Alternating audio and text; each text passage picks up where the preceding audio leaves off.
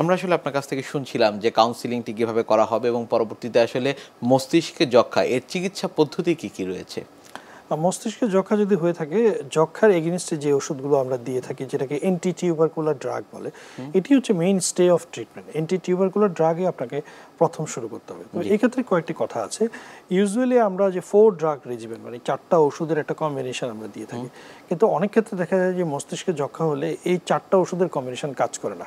তখন আমাদেরকে কিন্তু একটু সেকেন্ড লাইন ড্রাগ মানে অন্য ধরনের যক্ষার ওষুধগুলো প্রায়শই ট্রাই করতে হয়, যেটা ফুসফুসে যক্ষা হলে লাগে না।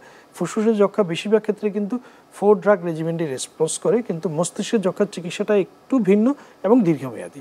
এটা হচ্ছে প্রথম কথা। আচ্ছা। 2 নম্বর কথা হচ্ছে মস্তিষ্কের যক্ষা হলে অবশ্যই যক্ষার ওষুধের সাথে স্টিরয়েড জাতীয় ওষুধ আপনাকে দিতে হবে প্রথম 3 মাস, মাস্ট 1.5 থেকে 3 মাস। আচ্ছা। এবং অনেক ক্ষেত্রে টিউবারকুলার মেনিনজাইটিস হলে মানে মস্তিষ্কের আবরণে যদি যক্ষা হয়ে থাকে, সেক্ষেত্রে স্টেরয়েড ইনজেক্টেবল ফর্মে প্রথম 1 মাস দিতে বলা হয়। এবং এটার গুরুত্ব অপরিসীম। না হলে হয় কি, যক্ষা হয়তো চলে যায় কিন্তু লোকই চোখে দেখে না, বা এক হাত এক পা অবশ্যই হয়ে যায়, যে কোনো একটা পার্মানেন্ট ড্যামেজ থেকে যায়।